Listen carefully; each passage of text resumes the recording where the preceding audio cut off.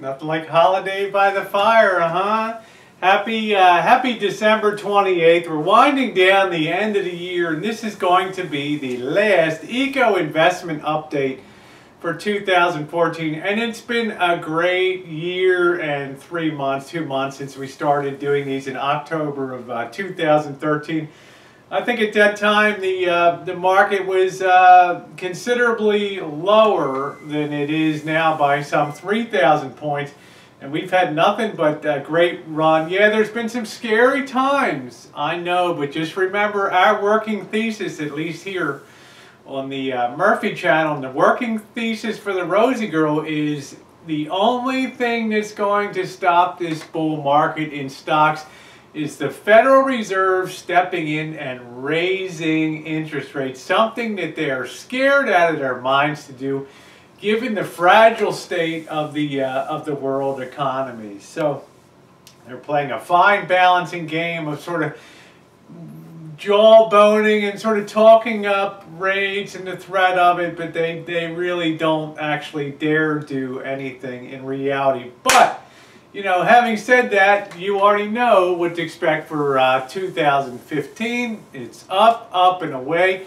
And I'm going to say again, most of the people alive in this country now, today in 2014, have never seen a raging bull market in stocks. They talk about 87, that was a professional bull market.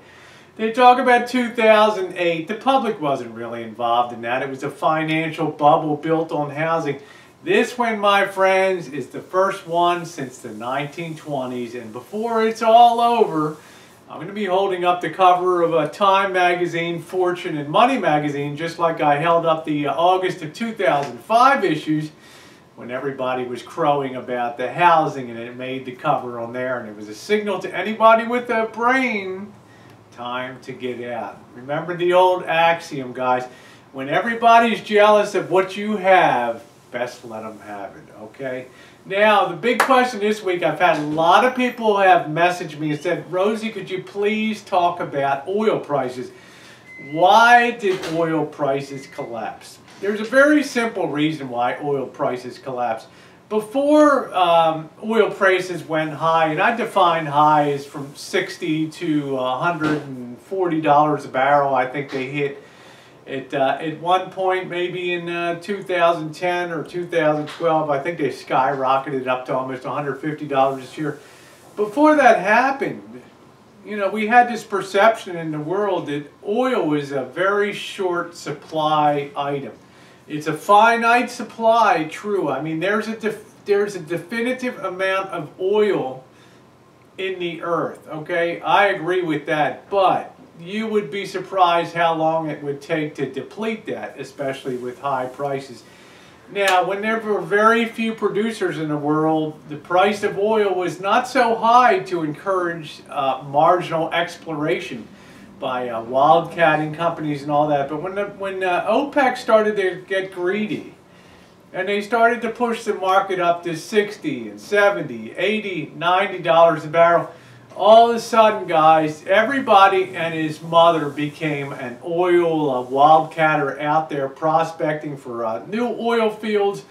And worst of all for OPEC, and they thought they controlled the whole market, and everybody in the world thought, oh, we'd have to dance to OPEC's tune. Worst of all for OPEC, new technologies called fracking came in. Now, I'm not talking about the ecological aspects of fracking. I'm only talking about it in an economic sense here. When fracking came about, it unlocked massive quantities of oil to the extent that the United States is really the largest oil producer in the world now. What happens when you start fracking Saudi Arabia and start fracking Russia? Now, you know, everybody's suddenly envisioning a world awash with oil. High oil prices brought so much supply in the market that there are no empty ships to put the oil on. There's no more holding tanks to keep the oil in. You know, we've reached a point where production had to start to shut in. And you can see the results. We've had this catastrophic collapse in oil prices. Now, some people have said, oh, it's no big deal. OPEC will just cut production. Well, it's more of a big deal than that, because OPEC understands now that its role in the oil market is smaller and smaller than ever. And now the United States is an equal partner in production of oil, and other countries in the world that are using fracking technology, new discoveries of oil basins and things. It's amazing what a high price can do in terms of bringing out supply. I don't hear anybody talking about oil shortages, oil shocks anymore. You know, there's nothing like a high price to bring the cavalry over the mountain with all the supply that you could ever hope to see in your lifetime. Are we ever going to run out of oil? Yes, theoretically one day, but it's not going to be in my lifetime.